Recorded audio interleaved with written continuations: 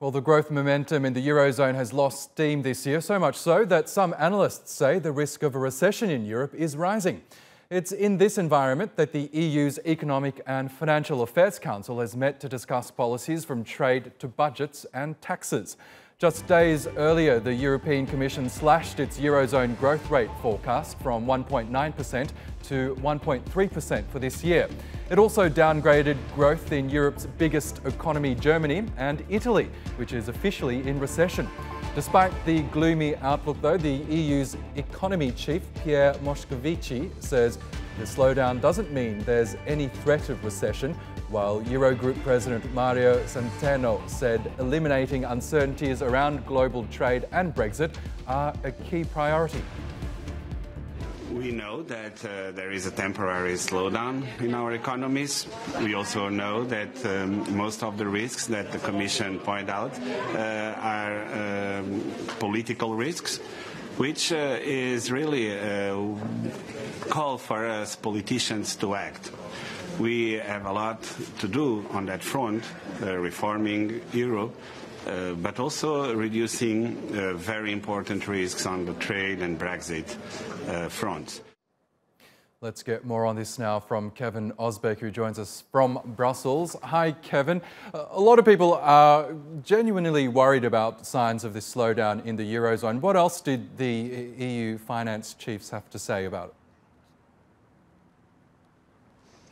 Well, I think one major thing that they did discuss today was about the upcoming budget that's going to be proposed and put forth from the European Commission. Now, the Commission is still working on that budget, but still, the finance ministers did stress to the Commission today that it's really crucial that the Commission is fiscally responsible when it comes to putting this budget together, because there are a lot of strains on the EU economy, both in the EU and outside the EU. You mentioned the issues with the Italian government.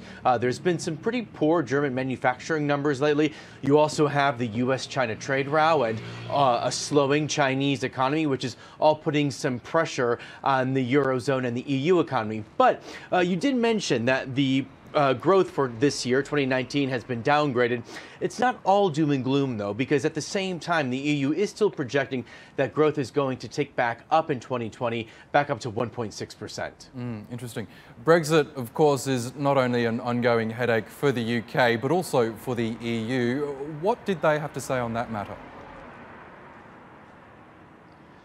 You know, Brexit wasn't explicitly on the agenda here, but of course it have a tie-in. One thing that the Commission proposed that the finance ministers talked about today was expanding the role of an EU watchdog to make sure that there's no EU member state offering UK firms sweetheart deals to try to entice them to move their office here to mainland Europe once Brexit is complete. There was some backlash from some of the member states like Luxembourg saying, hey, you know, we don't think that's really fair. We have our economy based on having financial services, and that in our EU country. So there's going to have to be some compromise there when it comes to that put forward from the European Commission. One thing that's important to note here as well, though, is they still don't know, these finance ministers, what Brexit is going to look like. That still is being hammered out. That's still really in the hands of the UK.